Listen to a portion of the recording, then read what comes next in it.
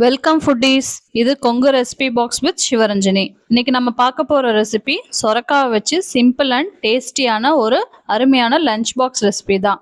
வாங்க ரெசிபிக்குள்ள போகலாம். இந்த ரெசிபிக்கு 1 கப் சாப்பாட்டு அரிசி, 1/2 கப் பாசிப்பருப்பு ரெண்டுத்தையும் கழுவி 1/2 மணி நேரம் ஊற வச்சு எடுத்துக்கலாம். அடுத்து நல்லா இளம்பிஞ்சு சொரக்காயை தோல் சீவி பொடி பொடியாக நறுக்கி எடுத்து வச்சுக்கலாம். இந்த ரெசிபிக்கு 1/2 சொரக்காய் போதுங்க. இது 1 pot ரைஸ்னால நம்ம குக்கர்லேயே செய்யலாம். அதுக்கு அடுப்பை பற்ற வச்சுட்டு குக்கரை வச்சு குக்கர் சூடானோடனே 3 டேபிள் ஸ்பூன் எண்ணெய் விட்டு எண்ணெய் சூடானோடனே ஒரு பிரிஞ்சலை, 1 கிராம்பு, 2 ஏலக்காய், சின்ன சைஸ் பட்டை, 1 ஸ்டாரு, கொஞ்சம் கல்பாசி, இது கூட 1 டேபிள் ஸ்பூன் கடுகு எல்லாம் சேர்த்து கடுகு பொரிஞ்சோடனே 2 மீடியம் சைஸ் வெங்காயம் நீளமாக கட் பண்ணி வச்சுருக்கேன், அதையும் சேர்த்துக்கலாம். இது கூட காரத்துக்கு 1 பச்சை மிளகா, 1 கொத்து கருவேப்பில் எல்லாத்தையும் சேர்த்து 2 நிமிஷம் வணக்கிக்கலாம். உங்களுக்கு காரம் பத்தலைன்னா இன்னொரு பச்சை மிளகா சேர்த்துக்குங்க. எனக்கு 1 போதும். இப்போ வெங்காயம் நல்லா வணங்கிருச்சுங்க. இது கூட 1 டேபிள் ஸ்பூன் ஃப்ரெஷ்ஷாக அரைச்சி வச்ச இஞ்சி பூண்டு பேஸ்ட் சேர்த்து நல்லா கலந்து விட்டுக்கலாம். நல்லா கலந்து விட்டதுக்கப்புறம் ரஃப்பாக கட் பண்ணி வச்சுருக்க 1 மீடியம் சைஸ் தக்காளியை இது கூட சேர்த்துட்டு 1 டேபிள் ஸ்பூன் மஞ்சத்தூள் இது எல்லாத்தையும் சேர்த்து தக்காளி மசிற அளவுக்கும் வேக விட்டுக்கலாம். தக்காளி நல்லா மசிஞ்சு வந்தோடனே நம்ம கட் பண்ணி வச்சிருக்க சொரக்காயை இது கூட சேர்த்துக்கலாம். எல்லாத்தையும் சேர்த்து 2 நிமிஷம் கலந்து விட்டுக்குங்க.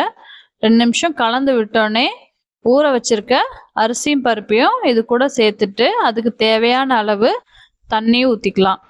நான் 1/2 கப் அரிசி பருப்பு எடுத்ததுனால 3 கப் தண்ணி சேர்த்துக்கிறேன். தண்ணி சேர்த்துட்டு தேவையான அளவு உப்பு சேர்த்துட்டு கடைசியாக வீட்டில் அரைச்ச 1/2 டீஸ்பூன் கரம் மசாலா சேர்த்துக்கலாம். இந்த கரம் மசாலா தூள் ரெசிபி வேணும்னா கீழே கமெண்ட் பண்ணுங்கள். நெக்ஸ்ட் வீடியோவில் நான் ஷேர் பண்ணுறேன்.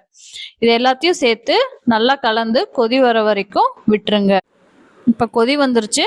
கொஞ்சம் புதினா இலையை தூவி 1 டேபிள் ஸ்பூன் நெய் சேர்த்து மூடி போட்டு மீடியம் ஃப்ளேமில் 3 விசில் விட்டு எடுத்துக்குங்க.